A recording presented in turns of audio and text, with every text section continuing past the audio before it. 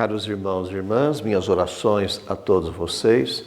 Nós continuamos celebrando o nosso tempo comum e nesses últimos domingos lendo o Evangelho de São João, capítulo 6, que narra a multiplicação dos pães e dos peixes, e depois é uma espécie de catequese de Jesus sobre a Eucaristia, quando ele se apresenta como o pão da vida. É o quarto sinal deste Evangelho. E o objetivo desse capítulo 6 é apresentar, então, como já falei, Jesus como o pão da vida.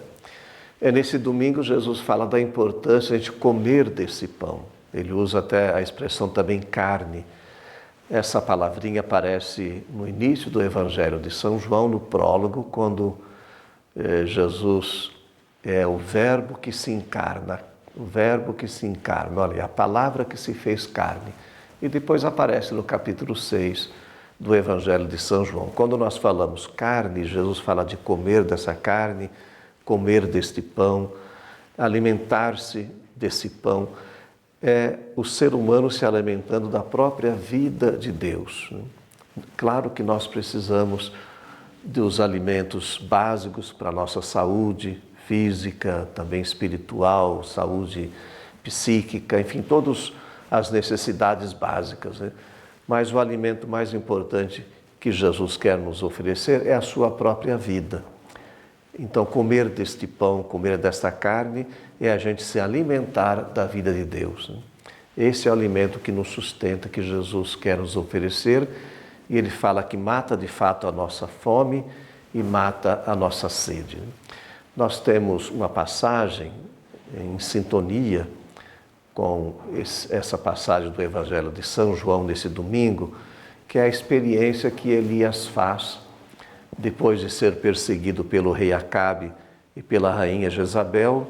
Ele vai para o deserto como se fosse uma fuga, numa situação, sinto, muito desoladora, né? Ele está muito triste, abatido, ao ponto de pedir até a morte, né? E acaba adormecendo, e um anjo o acorda e fala, e apresenta o alimento, apresenta o pão e fala: toma esse alimento, levanta-te e come, né?